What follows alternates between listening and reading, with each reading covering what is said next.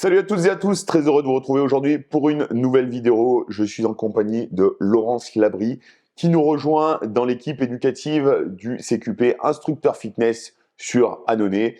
Elle va aujourd'hui se présenter et vous expliquer un petit peu quel sera son champ d'action au sein de l'antenne d'Annonay. C'est vraiment un véritable plaisir de la voir rejoindre cette équipe. Vous allez voir dans son parcours. Elle a un parcours très chargé et avec des compétences certaines qui vont être vraiment très intéressantes dans le cadre de ce CQP Instructeur Fitness. Laurence, déjà, merci beaucoup de nous rejoindre pour cette vidéo. Et puis, on va commencer tout de suite. Je vais te laisser te présenter, nous dire un petit peu quel est ton parcours général, que ce soit professionnel comme personnel. Parce que je trouve ça toujours intéressant de pouvoir avoir un petit peu le contexte général des intervenants que vous allez pouvoir rencontrer sur notre site d'Annonay. Donc Laurence, je te laisse la parole, c'est à toi. Alors, merci Thibaut pour cette introduction. Moi, je suis ravie de rejoindre l'équipe. Donc, je suis Laurence Labrie, je suis formatrice en communication et en image de marque personnelle. Donc, mon truc, c'est vraiment la com. Voilà, ça depuis toujours. J'ai commencé ma carrière dans le domaine de la santé. J'ai dirigé des équipes à la direction de communication pour des groupes pharmaceutiques internationaux notamment. Et puis, un jour, le groupe américain pour lequel je travaillais, qui était vraiment axé sur la recherche, sur l'intérêt patient, on travaillait dans les maladies orphelines, a été racheté par un gros, le numéro 1 mondial des génériques, donc un mastodonte de l'industrie du médicament. Et les génériques, c'est pas du tout la même histoire. Il n'y a pas d'intérêt patient, il n'y a pas de recherche, il y avait plus de belles histoires à raconter. Et surtout, le président qui avait repris donc la direction de ce groupe en France, fitait pas du tout avec moi. Au Tinder professionnel, ça matchait pas du tout. Et je crois que les valeurs sont très importantes dans la vie. Et donc, à ce moment-là, je me suis dit, ça sera pas possible de travailler avec lui. Et j'ai quitté donc l'entreprise pour me lancer à mon compte. À ce moment-là, j'avais une quarantaine d'années. Donc, tu vois, j'avais déjà fait une certaine carrière dans la com. Et je me suis lancée. Alors, j'ai été consultante pour des syndicats de médecins et de dentistes libéraux, d'abord, pour rester dans mon domaine d'activité. Et puis ensuite, je me suis spécialisée parce que ce qui m'intéressait vraiment, c'est de mettre en valeur, d'aider les gens à se trouver, à déceler leurs talents, leurs forces, leurs compétences clés. Et cette curiosité de l'autre, je l'ai toujours eue, mais j'avais vraiment envie d'aider. Je trouvais que c'était compliqué et donc je me suis spécialisée en personal branding. Et aujourd'hui, donc, je forme, mais je suis coach aussi en personal branding, c'est-à-dire que j'aide des dirigeants, des managers, des entrepreneurs à parler d'eux, à révéler leur histoire, à révéler leur personnalité, leur qualité et à en faire des forces pour se différencier. Voilà. Donc, je forme aussi des étudiants. J'enseigne dans des écoles de commerce, c'est ça, à Lyon, à l'EM Lyon, à GEMA, au sein du groupe GEMA, qui est un groupe orienté développement durable et management, à l'école S-Mode, différentes écoles de commerce plutôt. Et j'accompagne des étudiants, alors du bachelor, donc juste après post-bac, on va dire, juste après le bac, à Master 2 en personal branding, encore une fois, pour les aider donc à trouver leurs compétences et à se vendre. Voilà. Ok. Et du coup, tu nous as beaucoup parlé de cette notion de révéler un petit peu les personnalités de chacun, de savoir se valoriser, se mettre en avant, parce que finalement, ni plus ni moins que le CQP dans lequel vous allez rentrer, ça va être majoritairement pour partir dans du personal training, donc que ce soit dans une structure ou bien à votre compte. Et mine de rien, votre personne, c'est aussi votre image. Quel est, à ton sens, l'intérêt de ton travail, notamment auprès des coachs, même si j'en ai donné quelques lignes. Selon toi, est-ce que tu penses que vraiment le personal branding, c'est la chose numéro 1 à maîtriser avant même peut-être les compétences sportives, ou est-ce que tu penses que les deux finalement se valent et l'une ne va pas finalement pas sans l'autre, quoi? Alors, je vais pas te dire que le personal branding est plus important que le niveau en termes de sport et d'accompagnement et de ce qu'on peut apporter aux clients. Mais en revanche, quand on est coach sportif, on est entrepreneur. Et je vais orienter moi l'enseignement sur ce qu'on appelle le CEO branding, c'est-à-dire comment se vendre quand on est la tête d'affiche de sa boîte. Parce que c'est exactement ce qui va se passer, c'est-à-dire que vous êtes coach sportif, vous êtes personal trainer, vous allez avoir d'abord à faire face à des clients, mais surtout à vous vendre, à donner envie de venir suivre votre accompagnement et pas celui du voisin. Donc, on va travailler beaucoup sur les valeurs, qui je suis, une recherche identitaire, une introspection. C'est parfois assez difficile, ça. Mais il faut bien se connaître pour pouvoir ensuite connaître aussi ses faiblesses. Et ça aussi, c'est important. Pas uniquement ses forces et ce sur quoi on peut capitaliser, mais ses faiblesses aussi pour pouvoir donc ensuite se vendre, s'adapter, faire un discours qui sera qui correspondra au mieux finalement à sa personnalité et qui vous permettra de travailler avec des gens chez qui ces valeurs feront écho et donc vos clients idéaux, des gens avec lesquels vous aimerez travailler. C'est surtout qu'on sait qu'aujourd'hui, majoritairement, les gens qui vont vous rejoindre, aujourd'hui, globalement, dans l'industrie du fitness et du personal training, en termes de compétences, Jacqueline, 50 ans, qui veut juste se remettre en forme, elle n'a pas nécessairement besoin d'avoir quelqu'un en face de lui qui va être une machine de la préparation physique, une machine de l'entraînement, etc. Elle a besoin d'avoir avant tout quelqu'un avec qui elle se sent à l'aise, avec qui elle peut échanger, quelqu'un qui va savoir l'apprendre dans son intégralité, sous sa forme un peu plus holistique, c'est le mot un petit peu à la mode, mais j'aime bien ce terme. Et ça, je pense que c'est très important de bien maîtriser justement à la fois sa propre communication vers l'extérieur et ensuite un côté peut-être un petit peu plus communication avec les gens lorsqu'on les aura finalement emballés avec notre projet. Parce que ça aussi, là encore une fois, vous allez être confronté à différentes typologies de clients, des jeunes, des moins jeunes, des gens qui ont déjà un parcours sportif, d'autres qui n'en ont pas. Et cette capacité d'adaptation, elle n'est pas forcément donnée à tout le monde. Est-ce que tu pourrais nous donner peut-être quelques petits exemples de choses concrètes que tu as l'habitude de faire justement pour amener des gens qui parfois sont compétents dans leur milieu, mais qui parfois ont des petites difficultés justement à aller accrocher les gens, à se valoriser, parce qu'on sait qu'aujourd'hui, se valoriser, il y a toujours cette dimension, et en plus, ça, je pense que c'est quelque chose de très français, où arriver à trouver la limite entre je vends mes compétences et mon savoir-faire, et puis le côté, des fois, qui peut paraître à la fois un petit peu arrogant, peut-être un petit peu prétentieux, qui en réalité ne l'est pas forcément, mais voilà, des fois, c'est parfois difficile à trouver cet équilibre. Est-ce que tu aurais peut-être des petits tips à nous donner? Alors, avant de répondre à ta question, je reviens et je rebondis sur ce que tu as dit juste avant. Ça fait vraiment écho à moi quand tu parles de connexion à l'autre. Et ça, c'est une des bases pour moi du personal branding. Le personal branding, en cours de personal branding, on va d'abord nous apprendre, là, ici, avec la formation CQPIF, les fondamentaux du marketing, d'accord?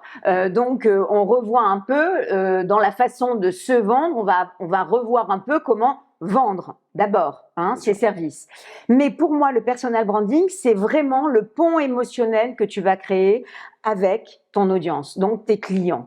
Comment créer cette confiance qui va, comme tu le disais, amener, quelle que soit la typologie de clients et la typologie de personnes que tu as en face de toi, comment tu vas les amener à travailler avec toi, se sentir bien, et comment tu vas leur donner envie. Voilà, de pousser la porte de ton club pour travailler avec toi. Bon, alors les tips que je pourrais donner, c'est toute une batterie d'abord de ce que j'appelle moi les outils de connaissance de soi.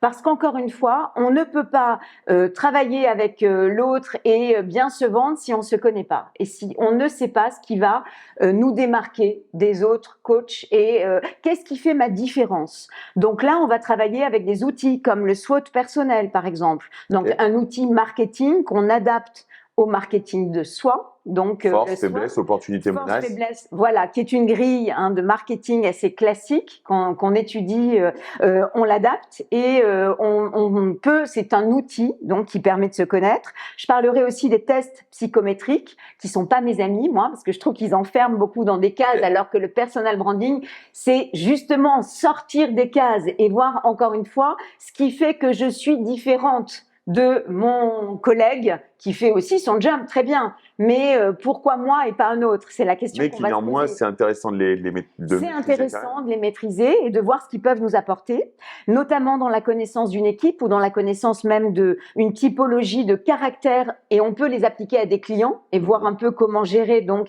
différents types de caractères et de profils clients. Moi, j'aime beaucoup aussi utiliser l'ikigai ou le pourquoi et trouver son pourquoi. Là, on arrive dans un domaine avec mon idole qui est Simon Sinek et je suis complètement admirative de ce qu'il a proposé. Simon Sinek, donc c'est un conférencier britannique qui a fait notamment une conférence TED qui l'a rendu célèbre en 2009 sur le pourquoi. Les gens n'achètent pas pour ce que vous faites, mais pourquoi vous le faites. Et quand on a trouvé pourquoi on propose un certain type de service et sa raison d'être, finalement, on est invincible. Et oui, forcément, parce que c'est aussi ce pourquoi vous allez faire ce métier, c'est aussi dans ce que vous allez chercher à apporter aux gens. Et il y a des gens qui vont faire ce métier tout simplement pour des raisons financières, pour gagner leur vie, et puis d'autres qui vont le faire par animation, par passion, etc. Et ce fameux pourquoi revêt une importance vraiment capitale. Ouais. Et ce que je trouve de très intéressant dans ce que Laurence nous explique nous a expliqué juste à présent, c'est cette notion d'outil, parce que moi c'est une expression que j'utilise beaucoup, c'est cette capacité à se construire une boîte à outils et avoir cette capacité justement à aller piocher différents outils en fonction des personnes que l'on va pouvoir rencontrer. Et ça, ce qui va être très important de comprendre, et c'est ce sur quoi on va vraiment insister dans cette formation CQP Instructeur Fitness, c'est il n'y a pas de bons ou de mauvais outils, il y a simplement des outils qu'on va utiliser dans un bon contexte ou non. Et du coup, le fait d'avoir cette boîte à outils, c'est vraiment très, très marrant que tu utilises cette même vision. Ça fait écho. Ça fait écho, en effet. Ça résonne. Parce que, comme on dit, il n'y a pas de bonne ou de mauvaise méthode, il y a simplement des méthodes qui sont adaptées ou des méthodes qui ne le sont pas. Donc ça, c'est vraiment quelque chose qui est super intéressant. Donc moi, c'est ça. En fait, le but, c'est de partager des outils. Donc, voilà, de connaissance de soi, et puis aider aussi à déconstruire les freins, parce que c'est pas facile de se vendre sans tabou, de savoir encore une fois sur quoi on peut capitaliser, quels sont mes talents, ce en quoi je suis douée, et qu'est-ce qui va faire que je vais pouvoir proposer un service qui sera aligné avec ma personnalité. Ça, pour moi, c'est capital et c'est hyper important. Et donc, c'est ce que je vais essayer de vous apporter. Et ça, c'est quelque chose, à mon sens, qui est très, très important parce qu'on peut le voir notamment avec les réseaux sociaux aujourd'hui.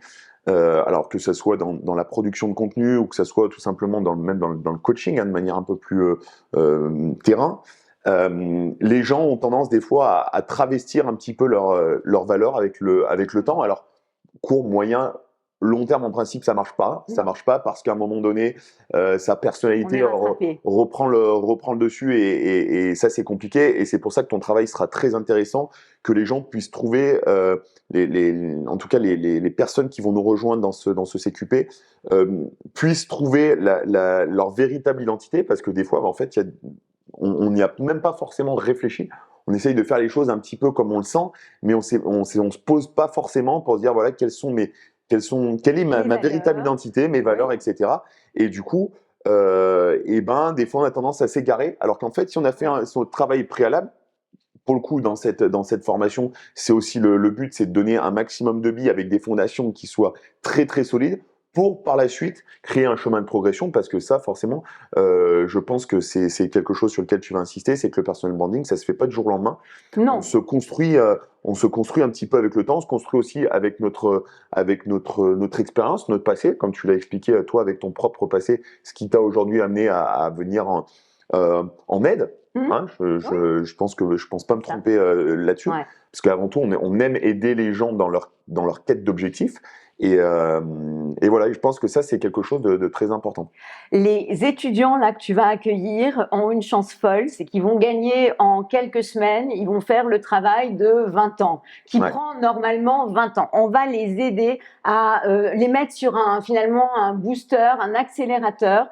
Ils vont pouvoir se connaître, faire ce travail. Alors on va le faire en accéléré ensemble, mais je suis pas magicienne. En revanche, je suis une bonne coach et je vais essayer de vous amener à laisser finalement s'épanouir qui vous êtes vraiment et découvrir, vous découvrir. Voilà, vous allez partir à votre rencontre. C'est passionnant, c'est hyper excitant. Simplement, faut lâcher prise et il faut se laisser aussi cette ouverture. Faut être coachable, comme disait Michael Jordan. Ouais, bien sûr. Il faut être malléable et se laisser coacher. Donc, écoutez le coach et laissez-vous lâcher prise complètement et laissez-vous faire et vous allez découvrir qui vous êtes, vous trouver. Bon, vous l'aurez compris, hein, pas besoin de vous survendre la formation. Vous aurez compris que dans les sessions que vous allez avoir avec Laurence, ça va dépoter en termes d'intensité, en termes d'énergie. Elle a parfaitement bien résumé la situation et c'est vraiment ce sur quoi on a essayé de pousser cette formation et c'est ce qui fait que le CQP IF by ABD Formation est vraiment différent de celui des autres. C'est on prend vraiment, on attache une importance capitale aux personnes qui vont intervenir. Non pas que dans les autres formations ce ne soit pas le cas, mais en tout cas on essaye vraiment d'aller chercher l'expertise poussée à son paroxysme chez les personnes qui vont intervenir pour en effet vous faire gagner un maximum de temps. Comme l'a dit Laurence, on n'est pas magicien. Néanmoins, on va essayer de vous faire capitaliser au maximum sur l'expérience de chacun des intervenants parce que vous le savez, vous la connaissez, vous connaissez la liste des personnes qui vont intervenir. Si vous ne la connaissez pas, je vous laisse aller sur le site d'ABD Formation, vous verrez les prestigieuses personnes qui auront l'occasion de vous accompagner durant ce cursus. Laurence en fait partie. En tout cas, Laurence, mille merci pour ce petit moment qu'on a passé ensemble. Si vous souhaitez rejoindre cette formation, bien entendu, je vous laisse vous rapprocher de mon compte Instagram ou bien de vous rendre directement sur ABD Formation, sur le site ABD sur l'onglet formation. Vous trouverez bien entendu toutes les antennes, dont l'antenne d'Annonay. Je reste bien entendu à votre disponibilité. N'hésitez pas, si vous avez des questions, à les laisser dans les commentaires. Je me ferai un plaisir d'y répondre. Sur ce, je vous dis à très vite. Ciao les amis.